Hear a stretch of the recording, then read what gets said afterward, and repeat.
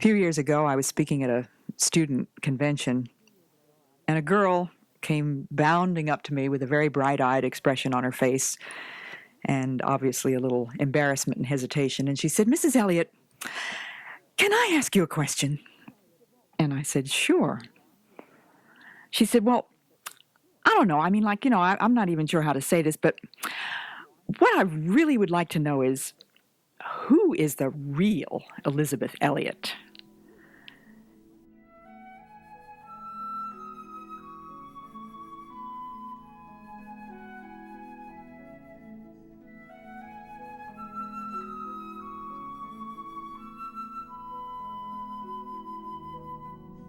I'm the handmaiden of the Lord.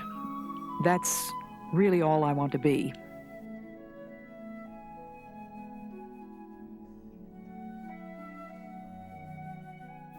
I fell in love back in my college days with a young man on the campus. I realized that I was very foolish to fall in love with a man like Jim Elliot. He was a very popular man. We used to call him a BMOC, a big man on campus, or a BTO, a big-time operator. I was nothing but a TWO, a teeny-weeny operator. And I thought really there wasn't a chance in the world that Jim Elliot was ever going to look at me twice. But the day came when I found out that he not only had looked at me twice, but he was actually in love with me, and he told me so. And my feelings of love for him were enormously increased upon that revelation. And in the following days, whenever we were together, which we were as much as we could be in those last weeks of school when we had examinations and papers and I was about to graduate, we would walk together, we would sit together, talk together. And I was keenly aware that here was a totally different kind of person. His masculinity almost overwhelmed me at times. It gave me a sense of awe. It gave me a sense, which was new to me, of a desire to be his, to belong to him, not just to be my own person, not just to do my thing, but to do his thing.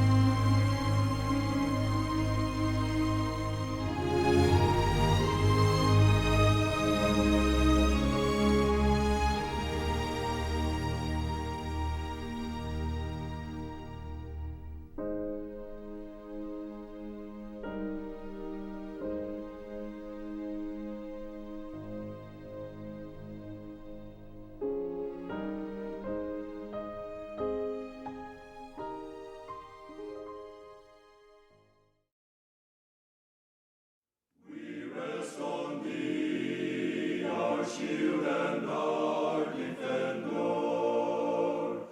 thine is the battle, thine shall be the praise. When passing through the gates of pearly splendor, victors we rest on thee through endless days.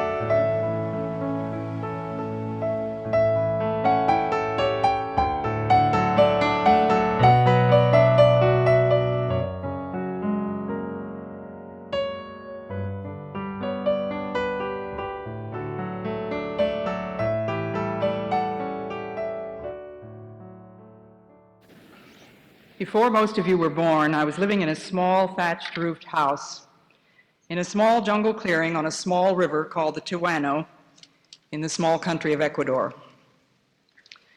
An ordinary day would begin anywhere from 3 to 5 o'clock in the morning, and the low crooning of an Aucas song would often fit into my dreams for a while before I awakened. And then gradually I would come to and hear the Indians, still in their hammocks, in the houses around the clearing, singing their 2 or 3 note songs. I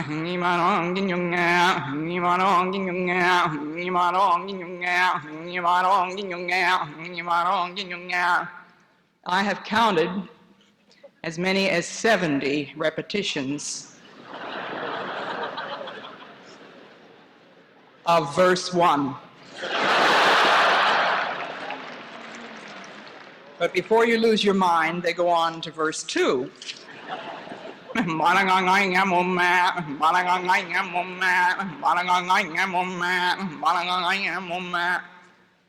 You wish I'd quit? You wish I'd quit. But I only sang 4 or 5 repetitions. While they were singing their 60 or 70, I could hear the pat-pat of feather fans as the women fanned the fires, and then the soft cracking sound as they tapped manioc with a stick. This was a starchy tuber they cultivated, the principal food of Amazonian people. They peeled and split it and steamed it in big clay pots with leaves for lids, and they would push the glowing log tips together, set the pots on top, and I would hear the pff, pff, pff, as they blew on their fires. Roosters would crow, the fanning and the songs would go on, and as dawn broke behind the tall trees, I would give up pretending to be asleep. I'd open my eyes and see the 2 teenage boys who lived in the house next door. Our houses had no walls, and they had built a platform from which they could observe very closely everything that I did, day and night. And they kept everybody informed. The first announcement of the day would be, "Bah, yanyo memonganda," which means she's awake. I was a freak to these people.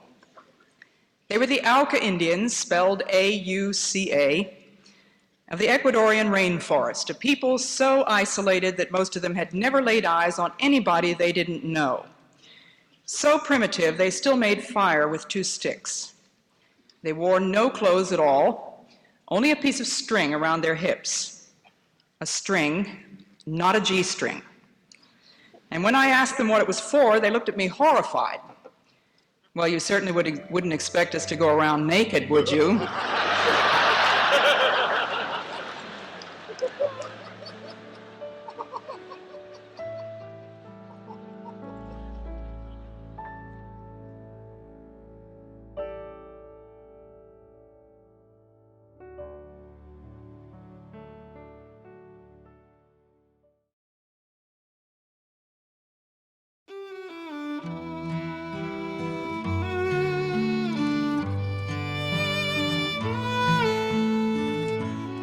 Jesus Christ, how thy perfection shineth, what purity we know in thee alone.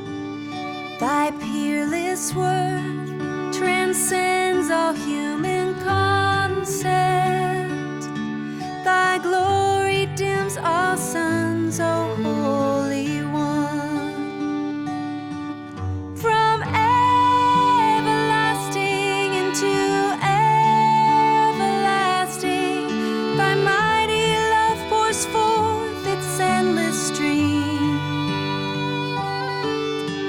Joyous through the ages sing the angels of thee, Lord Jesus Christ.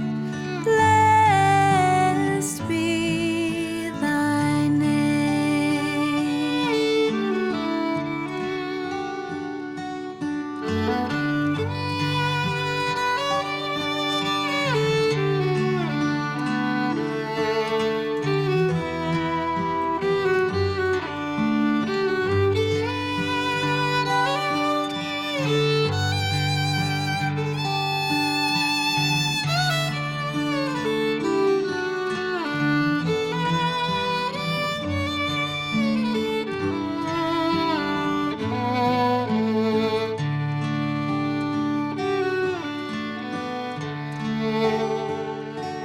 Lord Jesus Christ, how thy perfection shineth.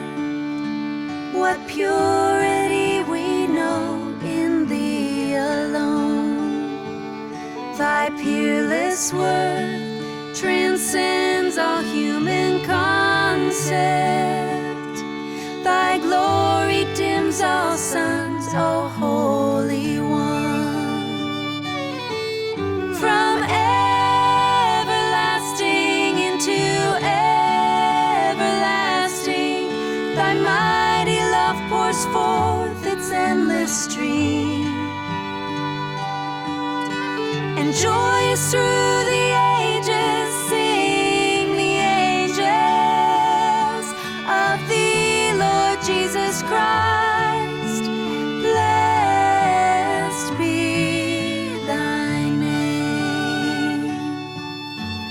Blessed be thy name.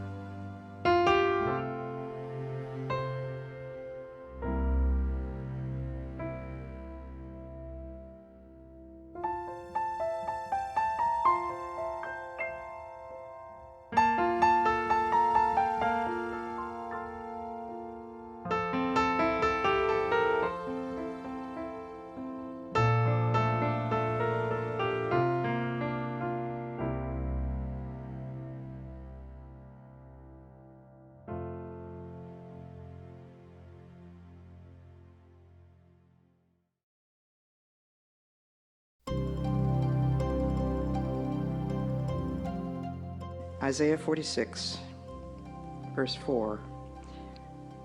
Even to your old age and gray hairs, I am he.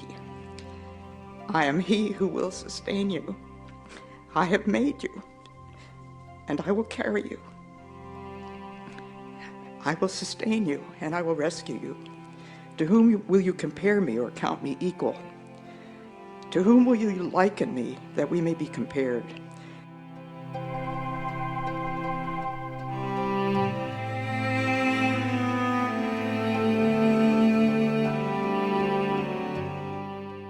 Remember the former things, those of long ago. I am God, and there is no other.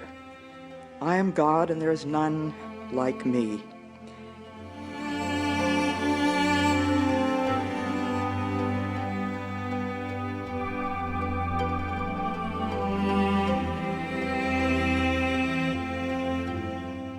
I make known the end from the beginning, from ancient times what is still to come.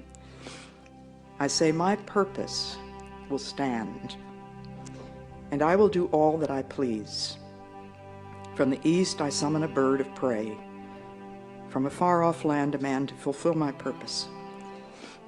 What I have said, that will I bring about.